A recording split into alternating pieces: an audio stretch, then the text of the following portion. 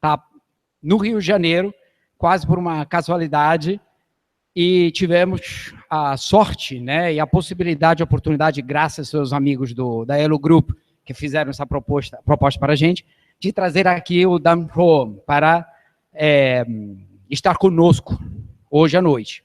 Eu quero agradecer, então, muito, né, os colegas, os amigos da Elo Group, que tiveram essa brilhante ideia e oportunidade e quiseram compartilhar isso com a gente e com vocês todos, né? O apoio para essa atividade, além de ser uma parceria do IED com a Elo Group, da Arquivo, tem muita gente trabalhando para isso, porque não é fácil, e estamos muito contentes, não é fácil ter aqui o Dan,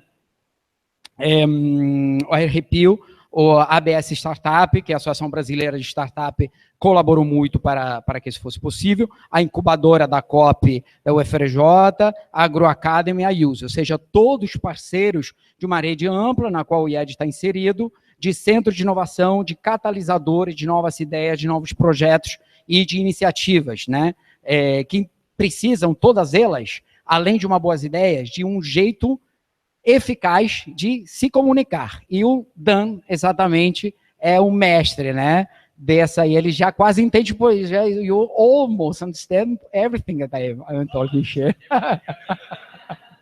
Exactly. Today you learn to say beauty. Beleza, muito bem, exatamente. Ele vai exportar o beleza para os Estados Unidos, vai dizer beauty cada vez que alguma coisa dá certo ou dá errado, porque beleza vale para tudo, né? Então, o Dan Home é um visual thinker. É muito importante para o mundo do design, para o mundo dos negócios, para o mundo atual, poder expressar de uma forma clara, eficaz, eficiente os conceitos, as nossas ideias, os nossos projetos. E Dan realmente resume essa grande capacidade de uma forma simples. Hoje vai explicar a metodologia dele, o processo dele, que teve uma grande divulgação com um livro que fez um sucesso enorme nos Estados Unidos, no resto do mundo também, que foi In the Back of a Napkins, né, na parte de trás de um lenço. E hoje, pela primeira vez, vem apresentar também um segundo livro dele, né, Desenhar para Ganhar, Draw to Win. Eu ganhei um livro desse, thank you so much for your present for me. Folhei um pouco, né, porque conversamos hoje, é absolutamente deslumbrante. Ele vai compartilhar conosco, pela primeira vez no Brasil, as ideias e, sobretudo, a metodologia dele. Então, hoje não é somente para compartilhar um conhecimento, mas para aprender técnicas e metodologias. Então, thank you so much, Dan. So you are really welcome. Really, thank you so much to be with us tonight. Thank you so much. Thank you. I would like to thank all of you for taking the time to come and visit with me and my family. You will meet my family here in a moment. We're all here in Rio. We're going to spend the next hour. I want to talk to you about the power of your visual mind. When I talk about your visual mind, I mean your eyes, your optic nerve, your visual neocortex, all of these systems that you have in your head that are incredibly powerful, that you use all of the time. I want us to understand how we can intentionally, actively use our visual mind to help us be much more clear in our thinking, much more clear and effective in our problem solving, and much more clear as we communicate our ideas to somebody else. So rather than talking, I thought the best thing would be to show you some pictures. So I have some stories about some pictures. And this is my first picture. And this is a picture of me. And when I was about 3 years old, I loved to lie on the carpet and draw pictures. How many of you, when you were little, liked to draw pictures? Did anybody, of course, isn't it beautiful? And how many of you, now that you're grown up, still draw pictures? It's a disaster. We need to draw more. Okay, so I liked to draw. And in fact, my very first job, I earned my first $5 in my life was by drawing a map. And this is me, and you can really admire my underpants there. That's very nice. And there are two other people in this picture. One of them is my brother, Mike. He was also drawing. Mike, would you please stand up for a moment? This is my brother, Mike. And the other one is my brother, Carl. And Carl, would you please stand up? So all of the people who are drawing these pictures are here tonight, which is another story which we'll tell you. So I decided, I don't know, that it was interesting to be able to make some money off of drawing pictures. So I just kept going. And I went through design. I got a degree in biology and a degree in painting. So I got 2 degrees when I was in school. You can imagine if you have students in school or if you've been through school, you come out of university, you've got a degree in biology, you've got a degree in painting. You can't get a job. There's nothing you can do. So I thought the best thing to do would be to go into business and keep drawing. So I'm the person, when you're in a business meeting, people start talking to each other. I don't understand what anybody's talking about. So I go up to the whiteboard and I say, I think you just said this, and I think you're talking about this, and I think this is an interesting piece. Why don't we explore the intersection of these pieces? And as I make that kind of a picture, I get a very clear sense of what we're talking about, and everybody in the room, because you can see it, has a very clear sense of what we're talking about. I know that pictures help all of us think and all of us understand ideas. So now my job is often spent working with people like this, helping them draw out their idea on a piece of paper. Sometimes then I go and do a big presentation like this one, and I talk to very, very sophisticated organizations. And I also know that pictures will help you to become a better leader, to help you become better at selling your ideas, to help you become a better innovator, and to help you become a better teacher. Pictures will do all of those things. Pictures, in the end, the drawing of these pictures, they made my career. And I like to share this image. I have been blessed with the opportunity over the last 20 years to work with some of the world's most dynamic, incredible organizations. And my job in these organizations, whether it's with Google or whether it's General Electric or Deloitte or PayPal or Boeing or Intel or Motorola or eBay, is to be the person who helps the leaders clarify their thinking and share their message by being the person who draws the picture. And I would like to do the same thing for you. So let's say that this is me over here, and this may be you over here, and this may be you over here. Whoever you are, and we are all some of these people, I want to encourage all of us to be the one who takes the pen and takes a piece of paper and says, this is the idea I want to share, because it will clarify what's going on in here, and it will clarify what's going on between all of us. You believe me so far? Does this make sense? Are you able to follow me? Okay. I strongly believe if you want to be a better leader, if you want to be a better salesperson, if you want to be a better teacher and a better innovator, the first thing that I would encourage you to do is learn how to draw. Just like you did when you were little, but now we're going to do it a little bit more sophisticated. Why would you want to draw? Well, I'm going to show you. And I really believe that the best way to share your idea is simply to share your pen. What I mean is, I will draw this part of the picture, and then I give the pen to you. And you add your part of the picture, and then you give the pen back to me. And the two of us together share the idea by seeing it. It's very, very powerful. I want to give you some data to prove why this is so powerful. IBM, you all know IBM, big technology company, of course. Last year, they published a piece of data. This is it. 90% of all of the data in the world today has been created in the last 2 years alone. So let's say this chart represents 5,000 years of recorded human history. In the first 4,998 years, this amount of information was created. In the last 2 years, this is the amount of data that we have created. Isn't that remarkable?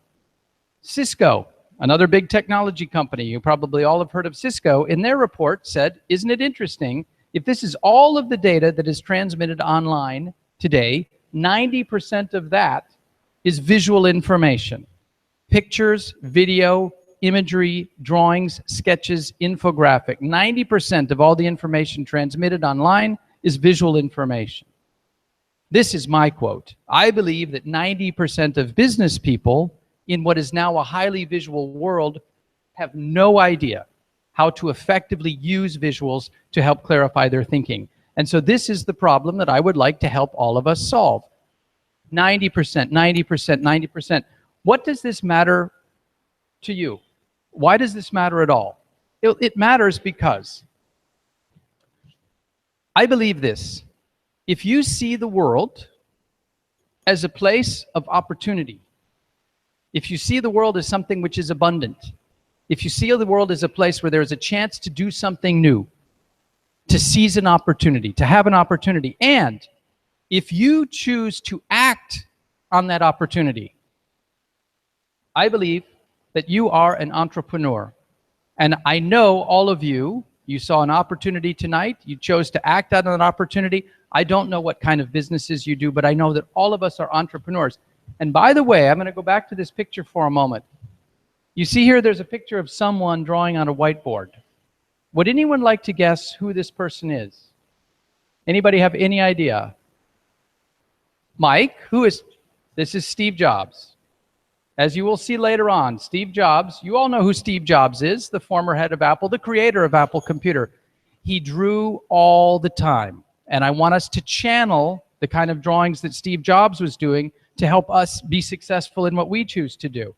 You are an entrepreneur. And as an entrepreneur, this, I think, is incredibly important to understand.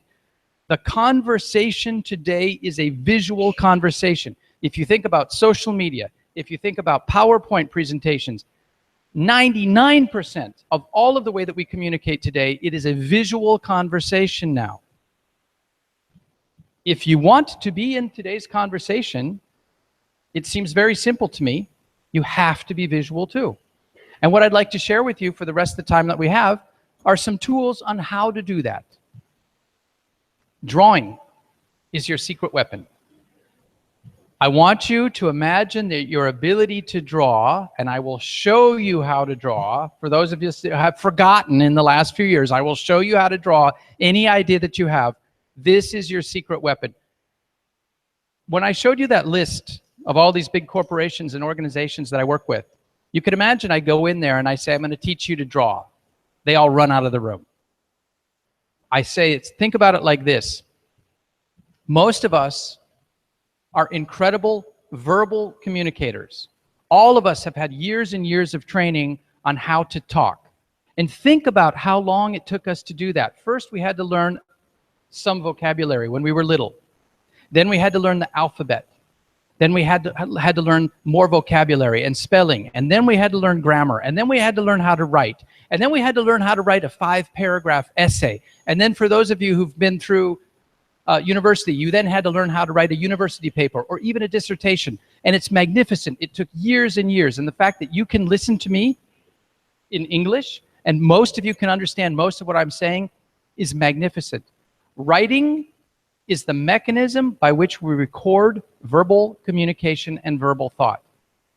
Drawing is simply the mechanism by which we're going to record and share our visual thoughts. That's all it is. And the good news is it takes a lot less time to learn how to draw than it did to learn how to write. So that's the really good news. The single most underutilized resource in our entrepreneurial world is the human vision system. This engine that we have in our head, it is incredible. It is so powerful. In fact, I will show you in a moment, more than half of your entire brain is there to help you process vision, more than any other thing that you do. And I wanted to show you some numbers in your eyes, on the retina, on the back of your eye. So here's our eyes, imagine this, and on the back of our eye, we have something called the retina. And I'm sure you've all heard of this, and you know that you have photoreceptors on the back of your eye. I don't know I have no idea what the name for those might be in Portuguese, but in English we call them rods and cones. Are all of you familiar with this idea? The photoreceptors, the pieces of our brain that detect light on the back of our eye. Each of us has about 250 million of those photoreceptors, which is a silly number because it is so big that we can't comprehend it. So what I thought I would do is compare that number to something that we can comprehend.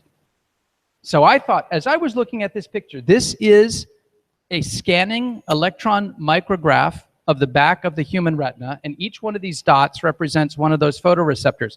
When I was looking at this picture, for some reason it reminded me of looking at sunflower seeds. So I thought, to get a sense of how many of these do we have, let's compare them to sunflower seeds. You all know what sunflower seeds. I did my research, And I found out right now that sunflowers are the third biggest agricultural export product from Brazil. I didn't know that. After soybeans and corn, number 3 is now sunflowers. So I know all of you know what sunflowers are. So what I'd like you to do is imagine 250 million sunflower seeds. Okay, that's a lot of sunflower seeds. Well, I did the math. There are 2,000 seeds in every sunflower, which means that we would need to have 125,000 sunflowers, each one containing 2,000 seeds, to equal the number of rods and cones that we have in our retina. But how many sunflower seeds is 125,000? That's still too big. So that is 15 hectares of sunflower seeds. Can you all imagine how big 15 hectares is? I want you to imagine all of the sunflower seeds. That's how many rods and cones we have. It's an enormous number. It's an incomprehensible number. That's why you're able to look at me right now, and that's why so much of our brain is dedicated towards vision, because vision is complicated and it is beautiful. And I want to give you a quick story about some more pictures. But before I do, let me ask you a question. Is everybody able to follow me? Are you able to understand me so far? Okay, stay with me? Good, okay. A few years ago, I was asked to do a training program at Boeing. So you all know Boeing. You here in Brazil, you have Embraer. In the United States, we have Boeing, and in Europe, they have Airbus. So these are the 3 largest aircraft manufacturers on the planet. Massive parts of the economy. I didn't realize this. Aircraft from the United States are the single biggest export product in terms of revenue of all products manufactured and exported by the United States. Airplanes are the biggest one. So I come from a family of pilots. There are 4 of us here in the audience. I've introduced myself and my 2 brothers. There's one more person, my dad, Gary. Gary, I would like you to stand up. This is my dad, Gary. And also, we need to give congratulations or commiserations for my dad, Gary, because it's also his birthday in a couple of weeks.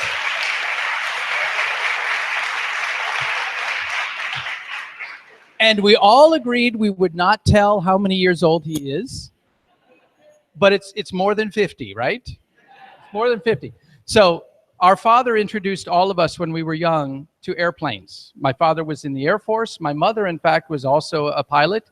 She was an air traffic controller for the Federal Aviation Administration. So in our house, airplanes were always a very important thing. So when I was invited by Boeing to come and do my training up in Seattle, it was a real pleasure for me. And so I had an opportunity to meet the engineers who are responsible for building this incredible machine. This is called the 787, the Dreamliner, and it is probably the most sophisticated machine that has ever been mass produced.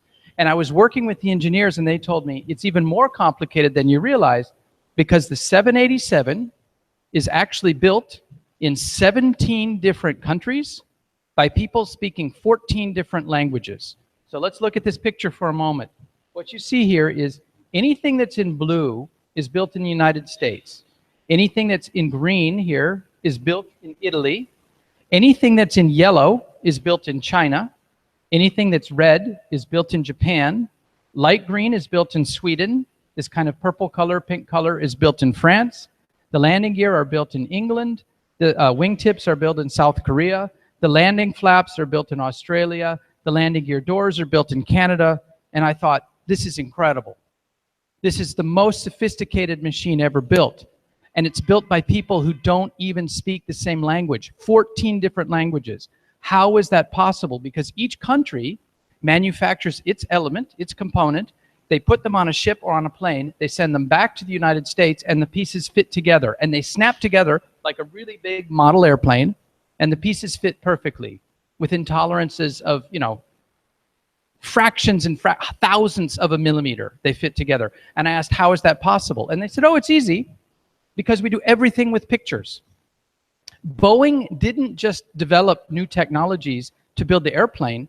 They developed new technologies to allow people to communicate with each other. So they came up with an entire visual language built on top of the engineering language, so that if I have a problem and I'm in China and I want to communicate with my colleague who's in Milan, we do not speak the same language. I compose my problem with a picture using a global network exchange that Boeing has set up, and then I read the problem on the other side. I understand the problem, and I compose my answer back in this common visual language. It's magnificent. And the most remarkable thing is that it works.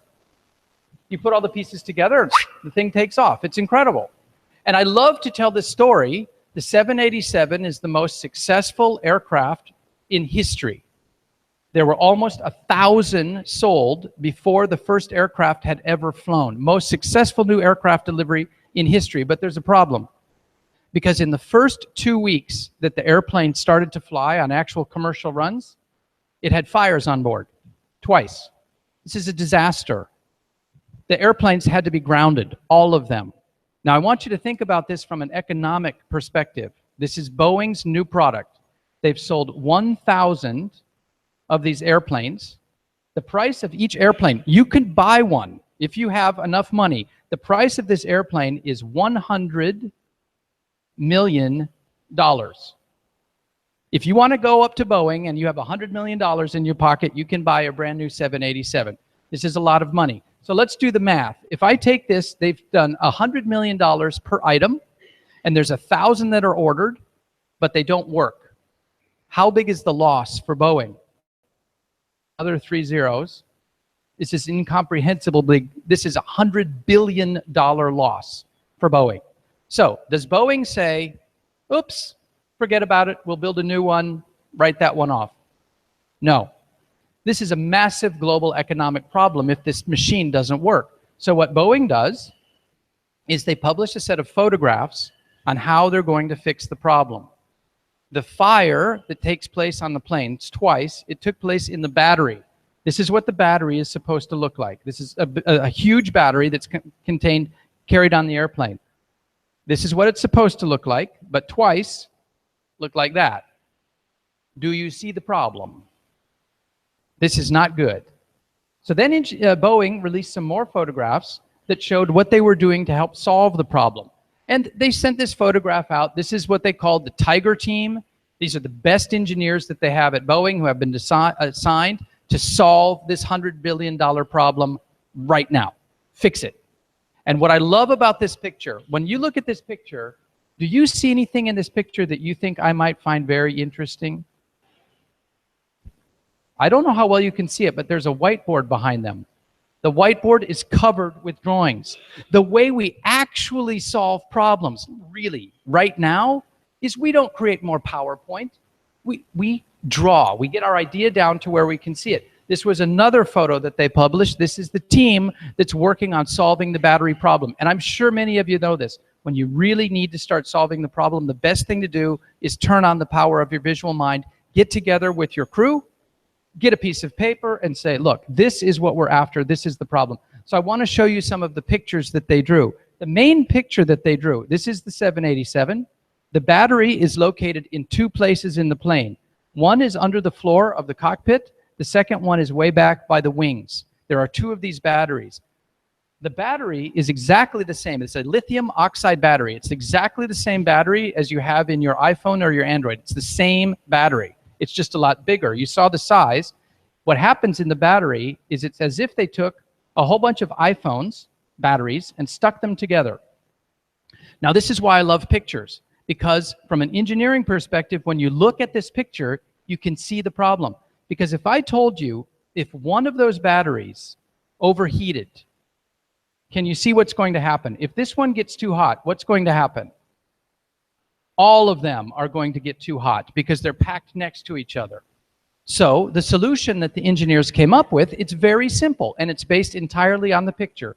They said, let's make the battery bigger, and let's put more space between each one of these individual cells within the battery. So if one of them overheats, the heat will not propagate to the other cells. It will stay contained, and that's part 1 of the solution. Part number 2 of the solution is let's make the box a lot stronger, so that even if there is a fire inside, it stays contained within the box. The problem is solved. Boeing went back to the global aviation authorities and said, this is our solution. We've tested it. Can we fly the airplane again? Absolutely. The airplane has again become the most successful new aircraft launch in history. And I thought it was really interesting because I went online. This story took place 5 years ago. In the 5 years since, of the 1,000 787s that have been ordered, 556 of them are now flying for airlines around the world. This is a screenshot. Every yellow airplane you see here is a Boeing 787 in flight at this one moment in time. Now this is, as I hope you can see, this is Asia, so massive amount of traffic throughout from Europe going into Asia. But I thought, interestingly enough, I'm going to fly to Rio. And as I fly to Rio, I'm going to fly with my dad. And I bought a ticket on United Airlines. And when I bought my ticket, they said, guess which airplane I'm going to fly from San Francisco to Rio? A 787. And so I looked up the map. These are all of the 787s that are flying in the Western Hemisphere. So this is probably our 787 right here, flying all the way down. I thought it was remarkable to go from failure to success because they drew the picture. Pretty cool. You like that story? What does this really mean? I believe this. Whoever best describes the problem, not like this, that confuses us. But the problem is this. What is the process? What is the picture of the problem? Whoever best that describes it draws the best picture. Whoever draws the best picture is the person who's going to win. They will win the argument. They will win the sale. It doesn't have to be aggressive. It's just meaning whatever you consider to be the success, if you draw a picture of imagining your success, you're much more likely to attain it. Why does this work? Dr. Leo Chalupa was the head of the physiology department at the University of California at Davis. He's since moved on to George Washington University in Washington, D.C. I got to know Dr. Chalupa when I was writing my first book, which Fabio mentioned. It was a book called The Back of the Napkin. I wrote it about 10 years ago, and a friend of mine introduced me to Dr. Chalupa. Dr. Chalupa and his team literally are the people that wrote the textbook on the visual neurosciences. From a biological, neurobiological, and cognitive perspective, how does vision work? He and his team wrote the book. I contacted him and I said, Dr. Chalupa, I'm writing a book combining my understanding of some of the biology of vision with my understanding of how business people try to think through a problem, and I've come up with some frameworks. Would you review them for me? Would you peer review my work to make sure that I'm not lying, I'm not making anything up? Dr. Chalupa was nice enough that he reviewed the book and he said, Dan, there's some things in here that probably couldn't be proven with the ability that we have now to test, but he said, this feels like it is probably right. So he blessed it. He said, go for it. And I thanked Dr. Chalupa. And then after I asked him, Dr. Chalupa, can you give us one quote, one phrase that summarizes why is vision so important? And here's what he said. More of the brain is devoted to vision and visual processing than any other known function, including language. More neurons in the human brain are involved in vision than is the case of all other sensory modalities combined. From a data perspective, I want to show you what that means. By weight, 1/3 of your brain, imagine that this is your brain right here, this circle. Your brain, which is actually not very big, it's about the same, your brain is about the size, well, I'll show you how big your brain is.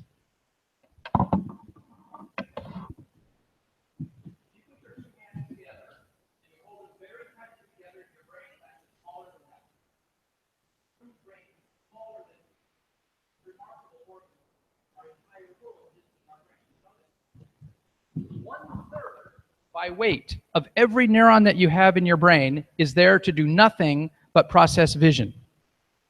Another 1/3 of your brain there processes vision in concert with your other senses. So hearing, touch, smell, taste, balance. The simple brute force sensory processing of those inputs accounts for 2/3 of all of the activity of your brain, which leaves 1/3 of your brain for everything else, like logic, language, argument, discussion. It's amazing how much of our brain goes to vision. So that's data point number one. Data point number two is this. Your brain, as I mentioned, it's quite small. In the average adult human, your brain accounts for about 2% of your total body weight. 2%. That's a rounding error. It's tiny. But at any given moment, your brain is consuming 20% of the total number of calories that you are using up. This little organ in your head consumes 1/5 of all of the energy that's being consumed by your body at one time. And what is your brain doing more than anything else? It's processing vision. This is the center to my belief. These are the scientific facts. Your brain is spending more of your calories simply processing vision than any other thing that you do. And when I talk about processing vision, I want to just explain for a moment what I mean by that. You're watching me and you're listening to me up on the stage. Your eyes are looking at me, your eyes are looking at the screen. Also, your eyes, you may know this, are dancing around thousands of times a second. There's a term, it's called a saccade. A saccade is your eyes are not actually looking at me.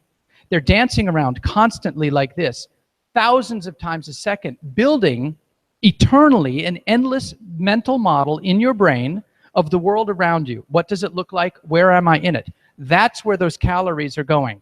The constant effort that our brain must go through to recognize edges, shapes, colors, forms, that's just the basic level. And then to start to look for movement, and then try to make sense out of that movement, and then to try to understand what is it actually going.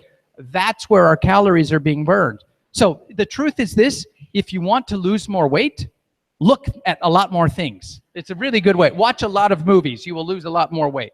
Okay, so we are basically walking, talking, visual processing machines. Think about how much of our activity every day is simply guided at an unconscious basis by the things that we simply look at. It's incredible. If you lead with the eyes, if I say, look over here, look at this shape here. Now, come over here, look at this shape here. Now, come over here, look at this. If I lead with your eyes, if I give your eyes something interesting to do, I will pull your entire brain along with me forever. People will never get bored if you're trying to share them with something. If you keep saying, look over here, here's a nice picture of it, look at this. As long as you keep giving the visual mind something interesting to do, the person's mind will come with you and they will never get bored because we love to look at things all the time. So I want us to prove this by giving you a little bit of a test. All of you ready to take a test? Absolutely. We love tests. We're in an institute. Let's take a test. Okay, so this is a simple test. I don't want you to write anything down. I don't want you to memorize anything. What's going to happen is I'm going to show you 30 random pictures, photographs. And I promise you they're random because I simply went on Google Images and I downloaded the first 30 pictures that showed up. So all that's going to happen is I'm going to show you a series of pictures. I want you to all just take a nice breath. Go into your good Zen center place because we're going to look at some pictures. Are you all ready? What I didn't tell you, of course you're not ready, because every picture I'm going to show you for less than a quarter of a second, meaning they're going to go by really fast. So I really want you to put your calories up here at the screen. Are you all ready? Okay, here we go. Pictures.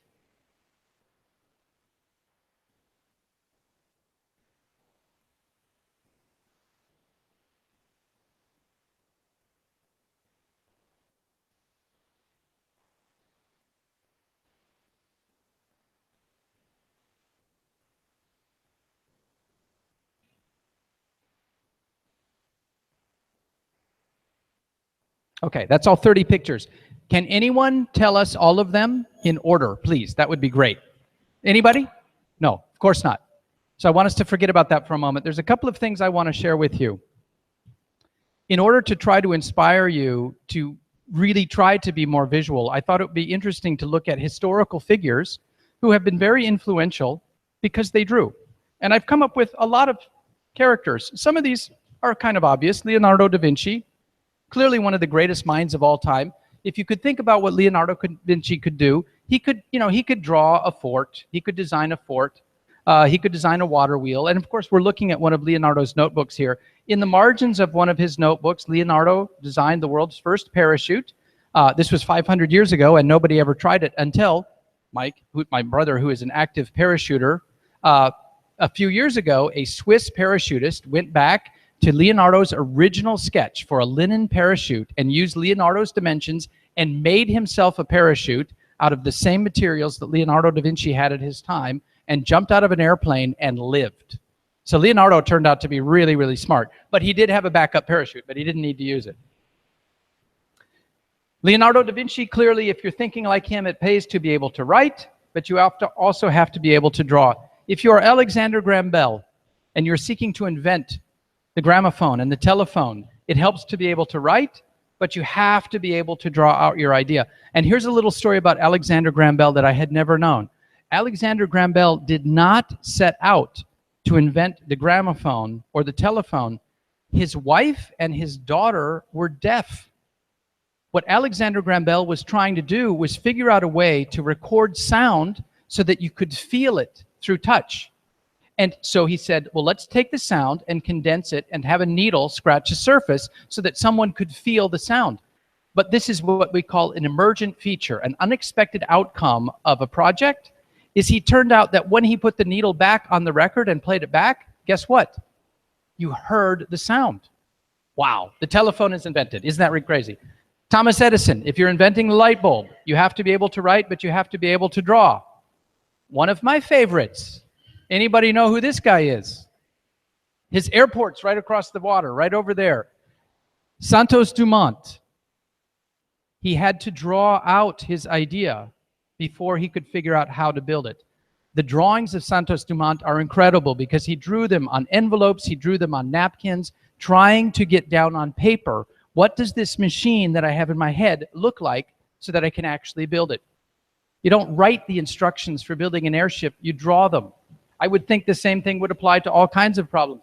I was recently in Colombia, this was about 1.5 years ago, and I have always been a fan of Gabriel Garcia Marquez, and it was Colombian, and I thought it was interesting because I did some research with him, and one of the interviews that I read with Gabi, he was asked, how did you start writing? And Gabi said, well, by drawing, of course, by drawing cartoons. Before I could read or write, I used to draw comics at school and at home. I thought, well, does anybody else do this? Well, what about Benicio del Toro? Has anybody ever seen his notebooks?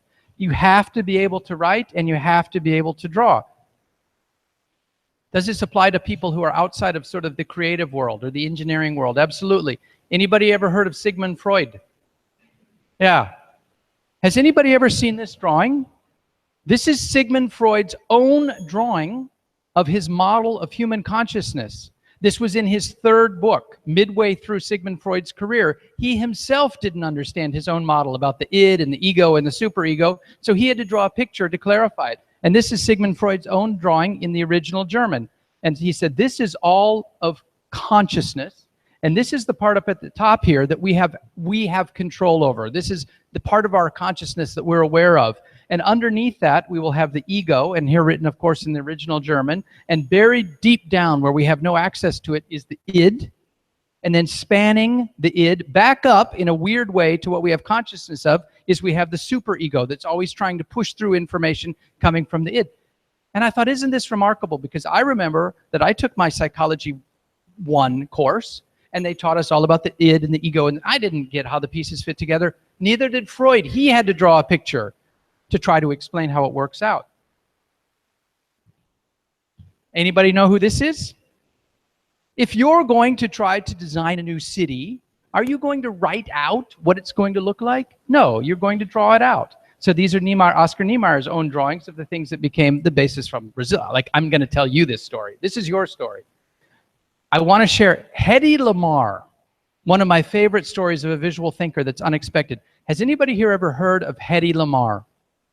In the 1940s, Hedy Lamarr was considered the most glamorous and sexiest actress in Hollywood. Hedy Lamarr starred in dozens and dozens of movies. She played Delilah in Samson and Delilah. Just go onto YouTube and look up Hedy Lamarr, and you're going to find a whole bunch of incredible acting. But what very few people know about Hedy Lamarr is she was also an inventor, and she drew all the time. In her bungalow, in her home in Los Angeles, she set up in her living room her drawing table. And on her drawing table, she started to draw the pictures for her first invention. And I want to share this with you. I don't know how well you can read it, so I'll have to read it to you. This is the name at the top says H.K. Markey.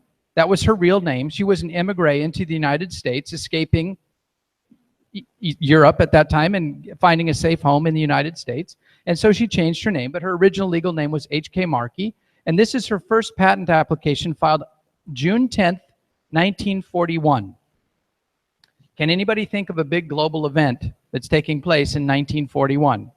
Well, it's the first couple of years of World War II.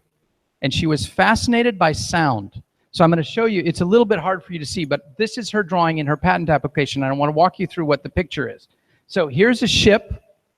She drew a ship here. Oh, my pen. Hold on one second. My lovely Microsoft pen.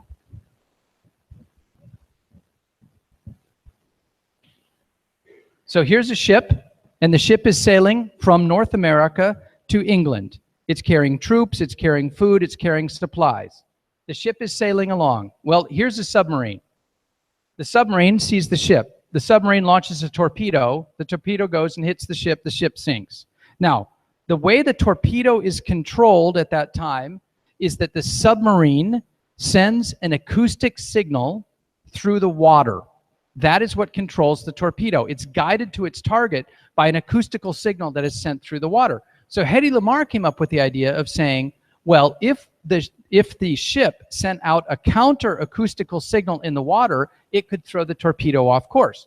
Simple, but the trouble is you can account for that. So what she said is, what would happen if we made a machine that sent out the signal and varied the rate in what appeared to be a random fashion at which the acoustic signal is sent out? It could never be intercepted. So what she did is she took an old, you know, an automatic piano, a player piano like from the 1920s that you put the drum in it and it just plays back. She took one of those and she said, what we're going to do is we're going to put one of those on the submarine and a smaller version on the torpedo. When the torpedo is launched, we will turn both of them on at the same time. And as they play, they will alter the rate at which the signal is being sent through the water, but the sender and the receiver will both know what signal to go on, even though it appears random to someone else who's listening. And the patent was used. It was used by the United States Navy. And then in the 1950s, her patent was kind of forgotten. And then in the late 1950s and early 1960s, some people at DARPANET started to think about how can we send a massive amount of signal, electrical signal. They're building the internet, early days of the internet, ARPANET. How can we send a massive amount of signal through a fairly narrow pipe or wire and have the signal not interfere as it goes back and forth? Well, what we can do is became known as signal switching, spectrum swapping, meaning as the signal is sent through, it varies the rate at which it's sent so the signals don't interfere with each other. And much of this becomes the basis of what is now known as TCP/IP, which is the basis of the internet. And if you think about spectrum swapping, which is what is used by Bluetooth, credit is given much to Hedy Lamarr for having invented the very first version of that. Isn't that cool? And she drew it with her pictures. Donella Meadows was a scientist at the Massachusetts Institute of Technology in the 1970s.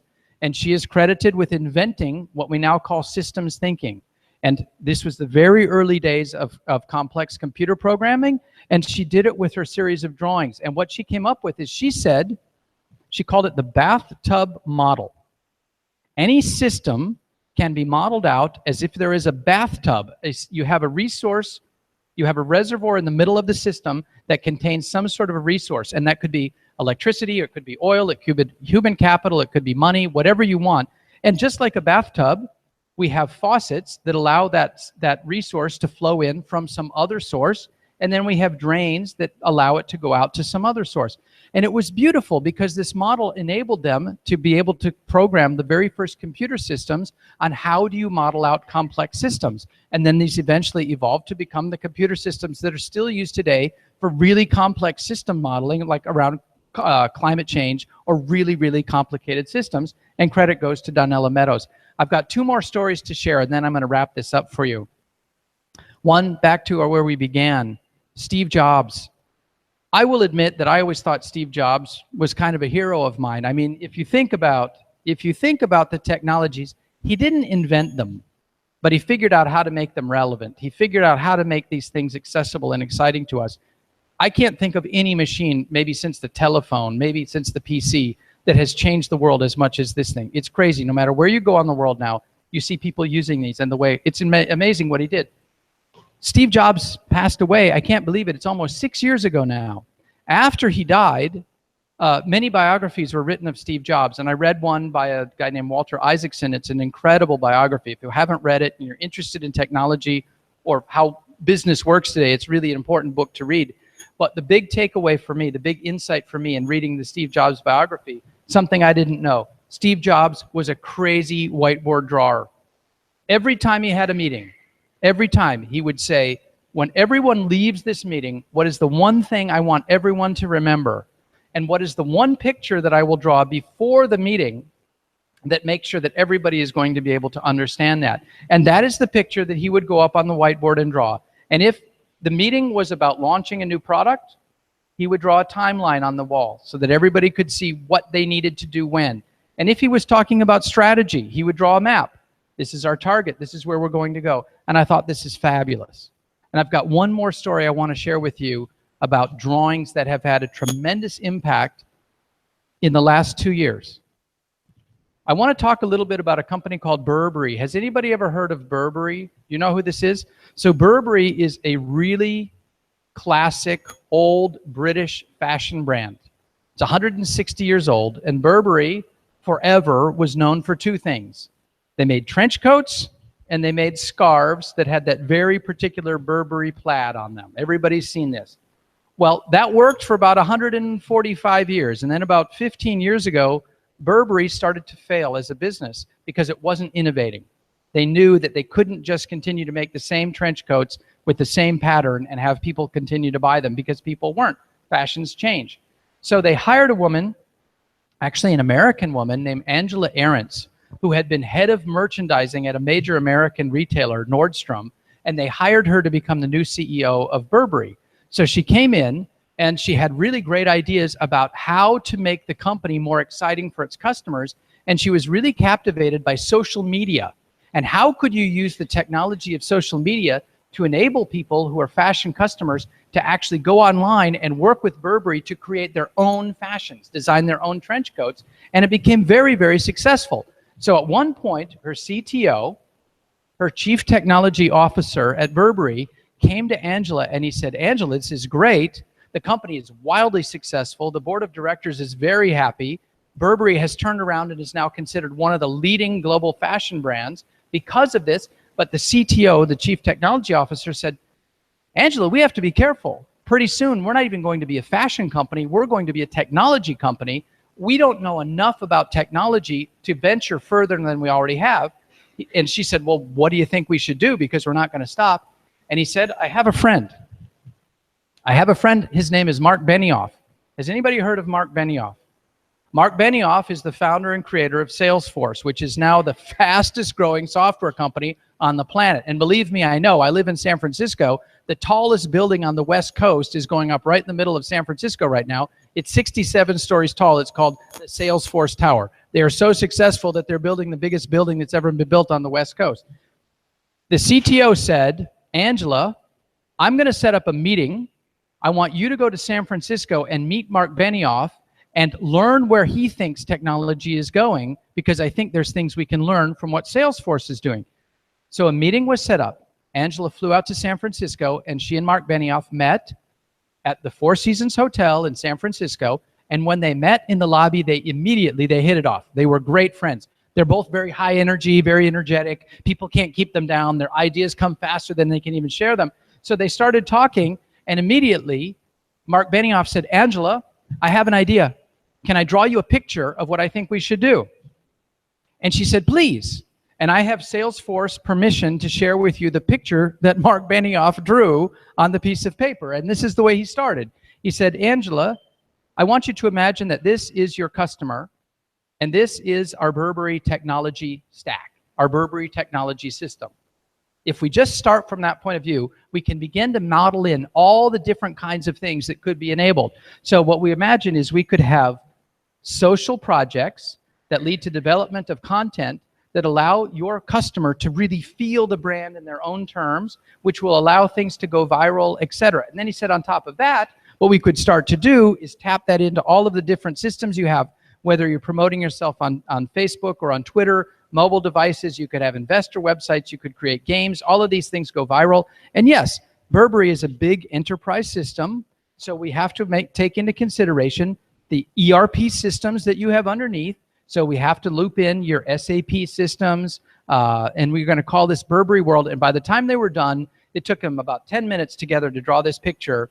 Angela was so excited, and Mark was so excited. They said, we're going to call this project the Burberry World, the social enterprise platform. And this is going to become the technological basis for how Burberry is going to continue to be this leading business in technology, the Burberry social enterprise platform. And what happened is Angela went back to England.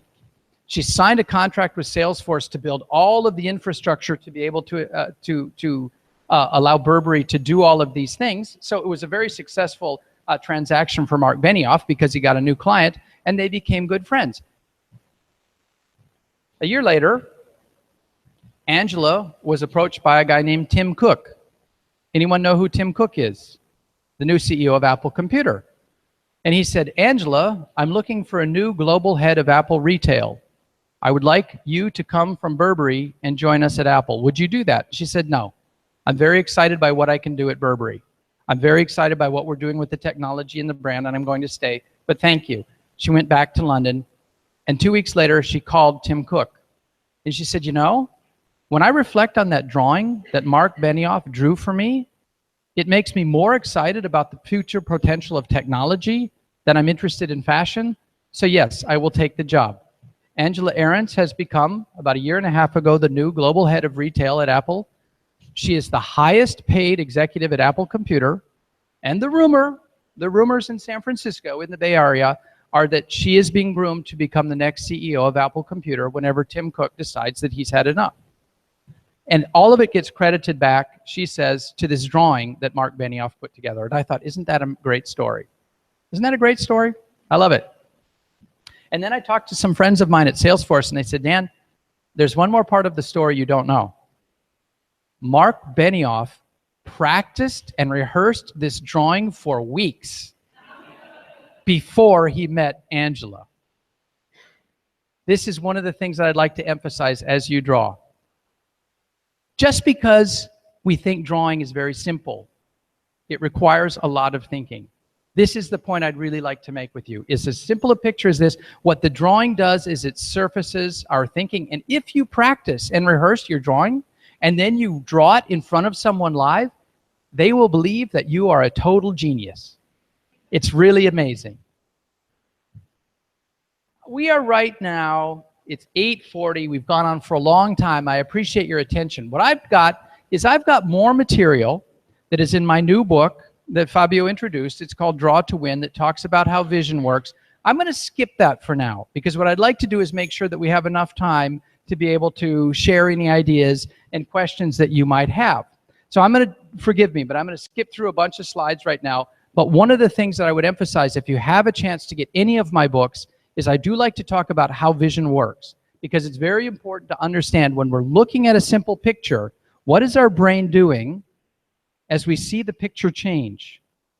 So I've got these 4 drawings here. I'm going to go back and forth between them. Do you all see? This is drawing A. And do we see some things in this picture? And then we move to drawing B. And do we see that some things have changed? And then we go to drawing C. And you see that some other things have changed. And then I go to drawing D. And you see that some other things have changed. I love these pictures. They're so simple because if you have a chance to look at them in one of my books, you'll see that these represent how vision actually works. When we're looking at the world, our brain is looking for variations in the types of things that we see. And I think that we can apply these same tools to the problems that are in front of us. So what we can do is, I'm not going to go through it now. I apologize for needing to go through so quickly. But there is a process that you can map out of how vision actually works. And the thing I would like to emphasize for you is that vision works by breaking down the entire visual world into 6 different types of visual information. We look at the world around us, light, it comes into our brain, we identify what are the objects that we're looking at, how many of them are there, where are they located, in what sequence do they interact, what is the cause and effect relationship that I can deduce from looking at those objects, and then I take away a rule at the end that says this is what I have seen. The reason I emphasize this is because in order to use your visual mind to explain anything, you only need to know how to draw 6 very simple pictures. You draw what I call a portrait or icons to show the what. You draw a chart to show how much. You draw a map to show where the pieces are. You then draw a timeline to show the sequence in which they interact. You then draw a flow chart to show the cause and effect relationship that is the result of the intersection of these. And in the end, you simply draw a little equation that summarizes what you know. Vision is predictable. When I am trying to use pictures to explain to you something, I know what is the next picture that your visual mind is expecting to see. And if I represent my idea by creating these 6 simple pictures, a portrait to introduce the characters, a chart to tell you how many of them there are they trending up or are they trending down, then a map to show what is their position relative to each other, a timeline to show their position in time, their sequence, a flow chart to bring all of these together, what actually happens, and I end it with a little equation. I will be able to share with you any idea at all. I have a quick example. Are all of you willing to spend about another 5 minutes? Can I go another 5 minutes? I know the evening's getting late. It's getting a little hot. 5 minutes more is okay? Okay, because I want to illustrate what I mean by these 6 pictures, and I have a problem that I want to share with you. My pants don't fit. This is a real problem. We're going to look at it from a visual perspective and see if we can solve this problem. So the first we're going to draw out the problem, and then the solution will come. Picture number 1. I'm going to draw some icons that show who is involved and what is involved.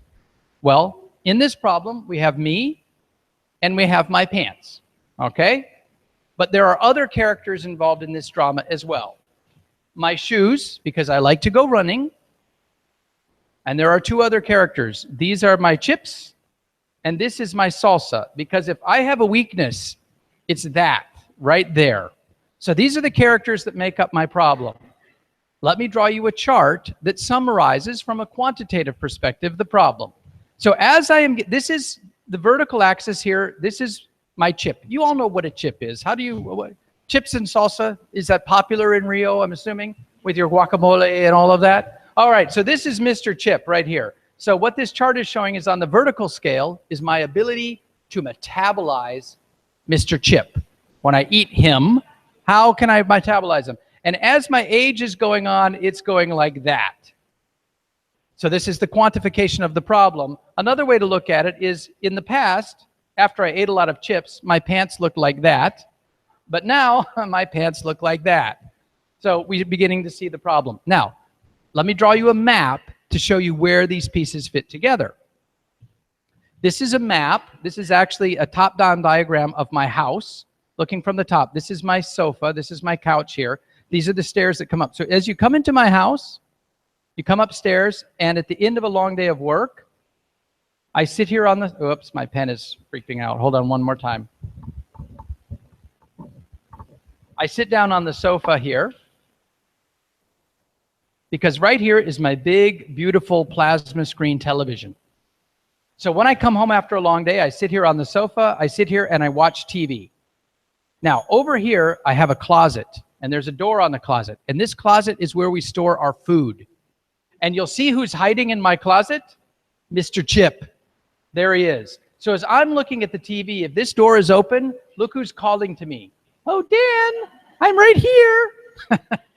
So this is my map. I'm beginning to see what the problem is. So now, let's draw a timeline, a sequence, to show how does the problem work.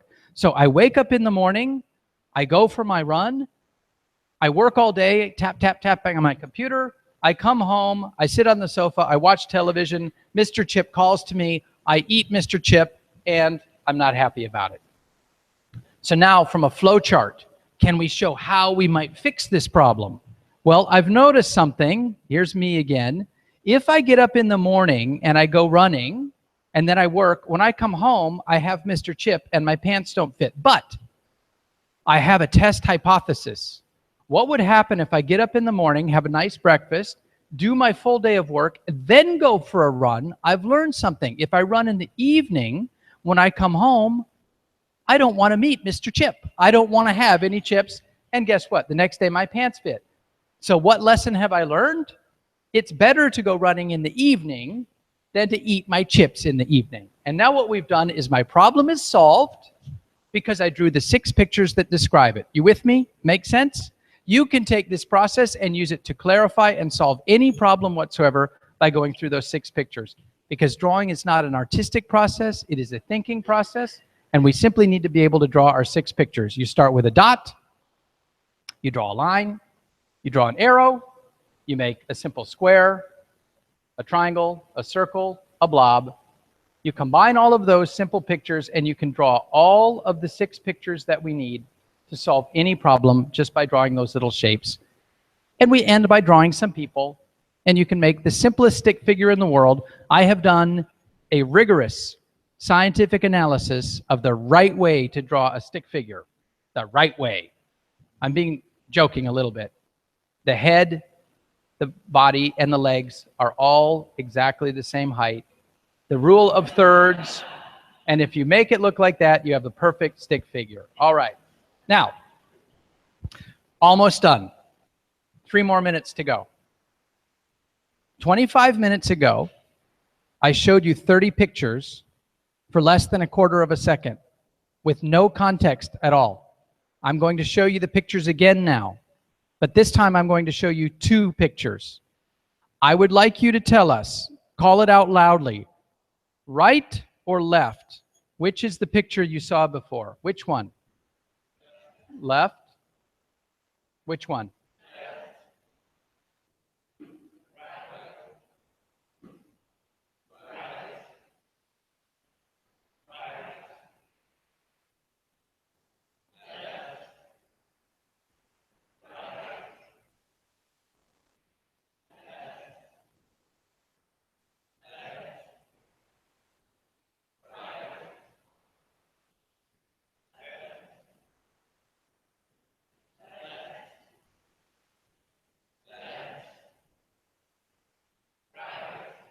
Now, I want you to pause for a moment. You're getting 100% right, but I also want you to think, how quickly do you know the answer? Immediately. The moment you see it, you know which is the one. Okay, let's continue. Which one?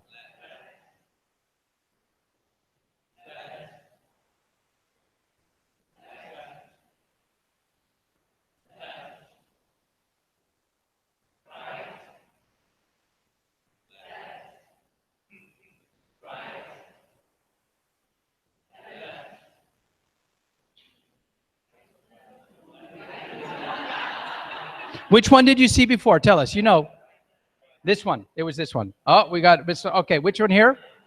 Absolutely. Left.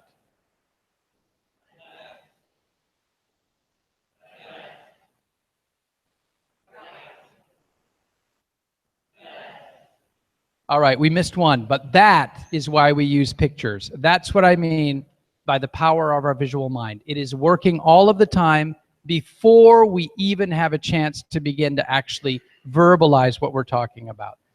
So I want to thank you again for letting me come and share this with you. I don't want anyone to leave yet, because before we do, I have a couple of gifts to give out. But before we do, I just wanted to thank you. If any of you are interested in learning a little bit more about what I do, I encourage you to look at the napkinacademy.com. This is my own website where all of the material and all of my books is available in video format. And if any of you are interested in diving into any detail, I would encourage you to take a look. And once again, I want to thank you so much for inviting me to come and share this with you. Thank you.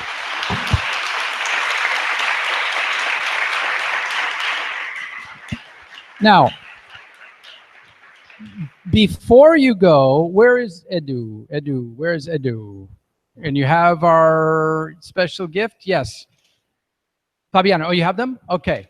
So Edu has made an incredible gift for you. We have 8 of a handmade. Edu, would you come up here? And this is incredible. So what Edu has done is actually created a hand-built napkin book. Can you demonstrate how it works for us? Can you just show us? Napkins and put the They're beautiful. autograph and Yes, exactly. So Edu made those. So first of all, applause for Edu, because they're beautiful. So for anybody who's willing to stay, we have 8 of them. If I want to give them to people who ask a question. So if anybody has a question that we can answer relatively quickly. Would you please raise your hand? Do we have anybody who has a question? Yes, our process engineer. I forget your name. Edges. Why did I bring my family with me? Interesting story. I'm glad you asked. Carl is a scientist. He's a doctorate. He has his PhD from University of California at Berkeley with a focus on geography. And Carl is with World Health Organization. And Carl is down here because he's leading a workshop to help people understand how to effectively create laboratory testing of Zika and other vector-borne diseases. So Carl is here. And because Carl was going to come, and it's also my dad's birthday, Carl had to come to Rio anyway. So he said, well, Dad, why don't I take you to Rio as a birthday gift? And then Carl and I were talking and saying, well, you two can't go to Rio without me. And then we said, Mike, you have to go too. So Mike lives in New York. My dad lives in Florida. Carl and I both live in San Francisco. And to meet, we had to come to Rio. Okay, so Edu, can you give just one of our gifts? Or do I have them? I have them. Oh.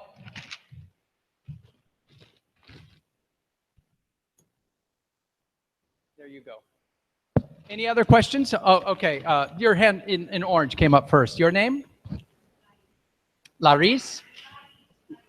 Thais.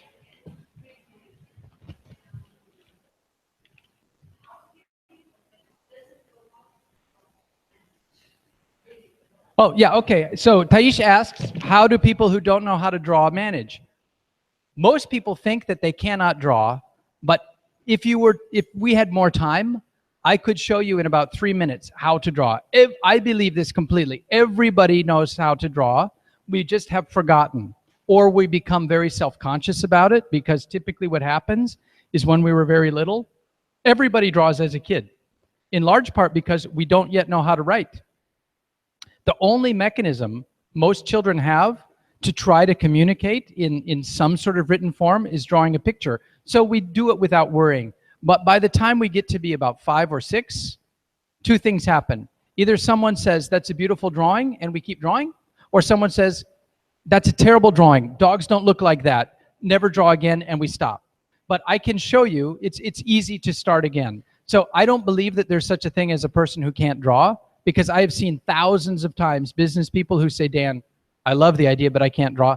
Yes, you can. You just need to try a little bit. So that's my best answer. Thais, do you believe me? I have, well, I'll tell you what. I'm going to give you one of Edu's napkin guides, and what I'd like you to do is use this to practice some very simple drawing, okay? Anybody else have a question? Oh, I'm sorry, you're in the Banu. Bruna, right? Yes? Oh, so Bruna asked, what was the most difficult problem I ever tried to solve with pictures? And I can tell you, I don't know how many of you are aware, I'm sure most of you are aware, in the United States, over the last 9 or 10 years, we've had a tremendous amount of conflict rising around healthcare, who will pay for it. And I became very concerned probably about 7 or 8 years ago now, when President Obama started to put in place healthcare reform, which I don't know enough about the healthcare system to know if his reform model was good or not. So I went to friends of mine who are experts in healthcare, and we read through the law and we drew a series of pictures to try to explain it. And it became very clear to me what the law was about. And I took these pictures and I posted them online. And as of the last time I looked, more than 3.5 million people around the world have downloaded the pictures onto their computers, because they do explain what healthcare reform is about. And because I drew those pictures, I was invited to come to New York by Fox News, to come on to Fox News, this is a couple of years ago, and draw my pictures of healthcare reform on national television. They had, I think it was something close to 35 million people were watching the program at the time. And I was able to draw out the pictures that explained it, and they really appreciated it. And then I went back home to San Francisco, and I said to my wife, Isabel, you know, I'm feeling really fancy, you know, look how important I am. I drew these pictures and all these people are watching. And she said, Dan, just chill out. You know, it's easy. Don't worry about it. And then a couple of days later, I got a call from the White House, and President Obama's communications teams asked me to come into the White House and teach them how to do some of this type of drawing. So we didn't solve healthcare because now, as you know, we're under a different administration, and I know that today they were going to vote on a new modification to the healthcare law. I don't know if it passed or not. It passed, so now we need to do it. Passed in the House. So now I think the real challenge, Bruno, is we have to draw the pictures again, because I don't think any of us really understand what's about to happen with. But I don't think it'll be very good. But that's my opinion. And I drew it, so I believe it. Okay, so Bruno, you get a copy here. Oh, everybody has a challenge like this right now. Yeah, so we'll see. You know, we'll see what happens. Yes, sir, in the plaid shirt. Your name? Oh, Mr. Edison. Yeah, well, thank you for letting me use your light bulb. Very good.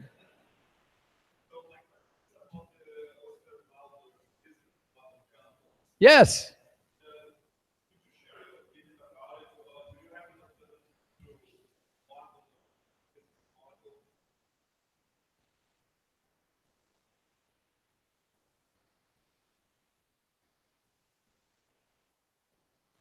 Does everyone know, how many of you know who Alexander Osterwalder and the business model canvas? If you don't, my opinion, Edison, is I think it is brilliant. I know Alex. Alex is a friend of mine. He actually came to San Francisco and called me. So Business Model Generation is an internationally best-selling book where Alexander Osterwalder and his partner Yves Pinguet came up with a new model for thinking about business plans. And it's, in my mind, it's a beautiful model because it is a map that is composed of 9, I can't draw it yet, I think it's basically like this. It's a map that contains 9 elements that describe all the activities of a business. And what he's done is he's come up with a system that enables you to think about how to build any business and do a business model by filling in these slots. What I love about it is that it is a visual model. And Alex is very nice. He came to San Francisco and he called me up and he said, Dan, I wanted to thank you because I created the model in large part being inspired by what I had read in back of the napkin. So he and I have become friends, and it's great. I've worked with Alex quite a bit on him explaining to me how the model works. And here's my answer, Edison, is at a high level, at an initial level, thinking about your business, I think that Alex's business model canvas is a beautiful framework to use to think about the top level. However, I also work with a lot of very deep business strategy people who kind of reject the model as saying that it's too superficial. So I think we need a balance between the business model canvas is a great way to collect your initial thinking, but to actually test the business model, I think you have to go a little bit deeper than what it is capable of. That's my opinion. Would you ask because I'm sure that you have an opinion yourself?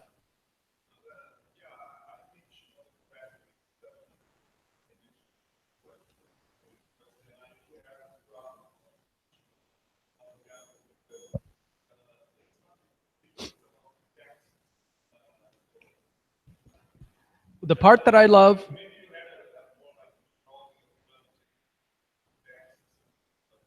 what I love about the business model canvas is that the overall model is a visual. It's like a lunchbox. It's like a box in which contains these elements. But then you're right, the way they use it tends to be a lot of writing inside. I would like to encourage them to create more visual iconography that you'd be able to put in as you go. So I think it's a worthy next step. I don't have a better answer than that right now. All right. Oh, and you need your book? What you meant? Handing it to Edison. And I saw, you gave me your name earlier, but I forget. What was your, Paula? Yes, you have a question. Say again?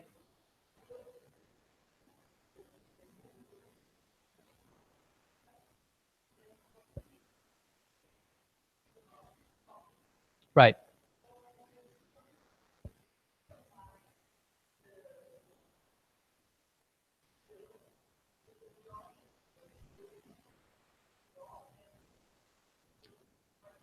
Paula, that is such a perfect question. I'm going to give you a book. And I actually have a book that answers your question. I don't have a copy with me. I wrote a book 2 years ago that's called Show and Tell. And the entire purpose of the book is to explain to someone how to pitch by using pictures in combination with text. And there are really three elements to it. So I call it Show and Tell.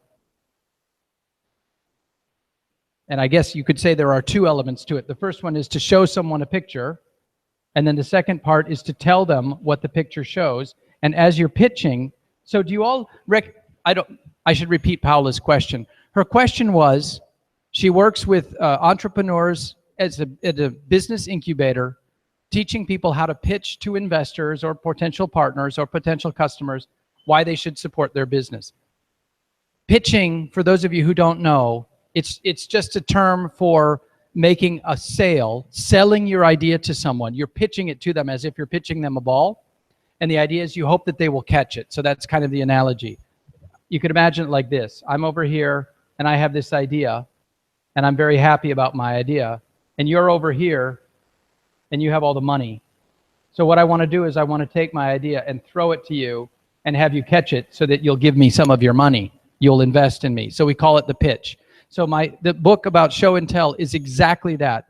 And it's a very simple structure that says if you can state the idea with your 6 pictures, the same 6, you make a 6-slide presentation where you introduce the problem here, then you give it some number, then you give the options, then you tell them why your option is the best, then you give them the additional information they need, and then you close it with the last picture. And if you go through this picture, it works 90% of the time. So if you could get a copy of it, the book is available there is a Brazilian Portuguese edition. I think it's still called Show and Tell. If you can get it, that will answer the question more detailed than I can. But it's the same rule. If you're going to pitch, draw the picture, and as you're drawing the picture, explain to someone, and it will work. It works very well. In the back there, yes, yes. Laria. Oh, okay.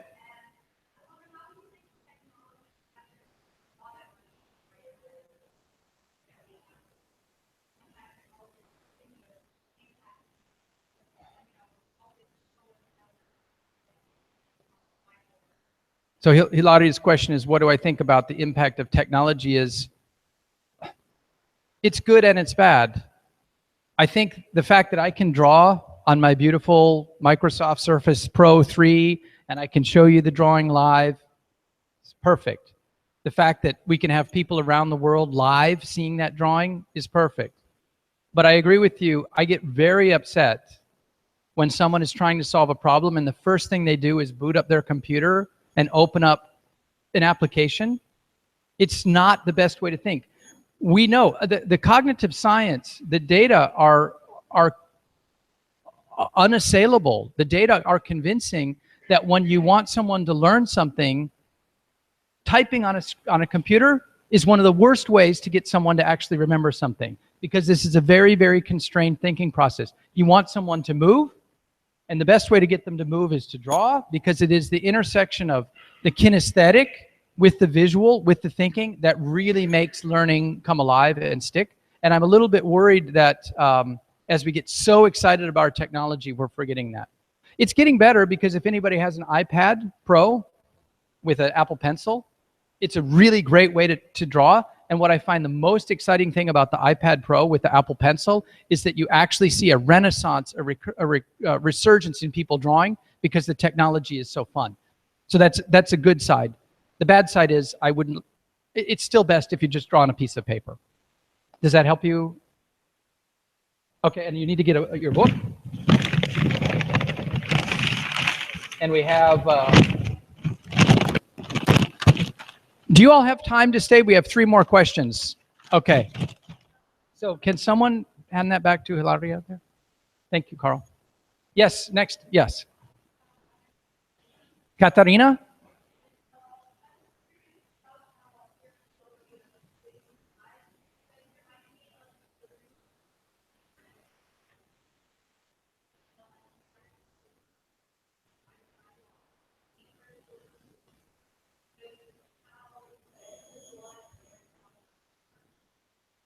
So Katarina, you're talking about the journalist leap, the 5 W's, who, what, where, when, why. that was exactly the source of inspiration for me, because I obviously I don't know about schools in Brazil, but in the United States, when myself and my brothers were in school, when you were in English class, when you were in English writing class, if you wanted to get a good mark on your paper, the teacher would tell you in your essay, you have to account for who, what, where, when, and why. And that was because that was the journalist standard, that if you're going to write a newspaper report, you have to include those 5 elements. What's fantastic is, as I was doing this research with Dr. Chalupa about how the brain works, the visual system actually works according to exactly those same 5.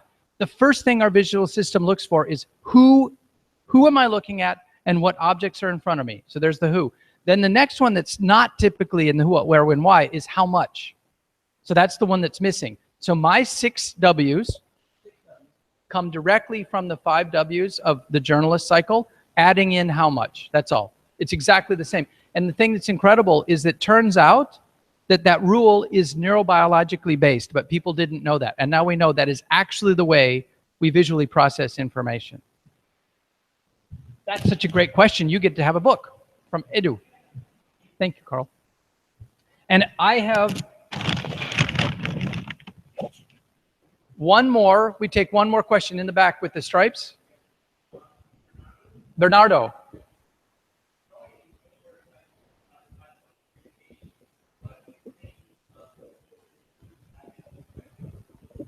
The questions are so good. We're going to talk about that one all night.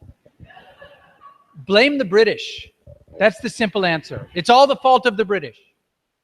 In the past, here's what I mean. I'll make the answer short.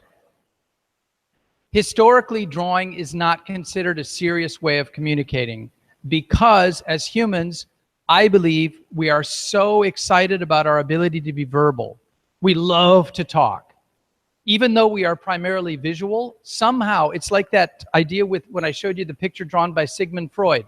Sigmund Freud drew that picture, but no teacher of psychology ever shows the picture. They don't know why. There's something bad about a picture. Somehow we perceive that it is not a serious mode of thinking, which is insane because it is, in fact, the way we actually think. So if we go a little bit deeper into the science, I don't want to do this too glibly, but are you all 2 more minutes? Is that okay? And in the meantime, Bernardo, Carl, would you? Thank you. Thank you, Carl. All right, I will do this really, really quick. All of you know that the human neocortex is composed of 2 hemispheres. So if you were to look at the human brain from the side, here's a person. All right, this is a person standing there. This is our spinal column. At the top of our spinal column, we have the reptilian brain, the brainstem. Around that, we have the limbic brain, where we do our emotional processing. And around that, we have the neocortex. That is true of all mammals, including humans. All mammals have a neocortex. If you were to look at the neocortex from the top, it is also true that the neocortex is actually 2 different organs. You have the right hemisphere and the left hemisphere. They're connected at the back by the corpus callosum, this massive bundle of nerves. But for the most part, the 2 halves of your neocortex operate as 2 completely different engines, and they operate in parallel. And it is true. It is not true that half of our mind is visual and half of our mind is verbal. It is not true that half of our brain is creative and half of our brain is analytic. It's much, much more complicated than that. But what is true is that it is now understood that the 2 halves of the brain have been optimized, have evolved to be optimized to look at the world in slightly different ways. So I want to make sure I get this right. If we're looking at a person from the top, the right hand is controlled by the left hemisphere, and the left hand is controlled by the right hemisphere. The left hemisphere, right here, controlling the right side of the body, it is provable, has been optimized to look at the world in terms of little bits and be able to focus on those with a great amount of attention for a very long time. From our ancient predatory past, this was the part of our brain that would be able to look at one point on the distant horizon for hours. If that was our prey, here, I'll give you a quick drawing. If this is the horizon, and here's a gazelle out there on the horizon, and we're going to hunt it down, This part of our brain is optimized to stare at that for a long time without ever losing our attention. Because if we look away, we'll miss it and we won't eat. This hemisphere has evolved to be the glue that pulls all of the little bits together. It doesn't see the little bits very well. What it sees is the perimeter around the whole picture to make sure that we're seeing the predator that's going to eat us. So this is nearly provable by cognitive science and evolutionary biology that that's the evolution of the two different sides. But why this is important is because this side does contain most of our verbal processing. It always tries to dominate the conversation in our brain because this side of our brain that is more focused on the bigger visual picture has no verbal capacity at all. So when I was showing you those pictures before and you recognized immediately which one was you saw, that was entirely right brain activity going on. There were no words there. You didn't say, oh, there's a picture of Hillary and there's a picture of an android. You looked at the picture and you knew which one it was. So what's happened is as we've improved our education, we continue to emphasize this part of the brain to the point where in education, it so dominates that we've said the pictures don't count. Forget about them. And that's crazy. That's my answer. Does that make sense? Yeah. We could talk more. All right. We're done except for one last thing. There's one more gift to give. And I want to thank again Fabio. Thank you so much for letting me talk so long. And Fabiano and Rafael for bringing me here. There's one more gift from Fabiano and from Rafael. And this one, Dad, is for you. Dad, if you would stand up.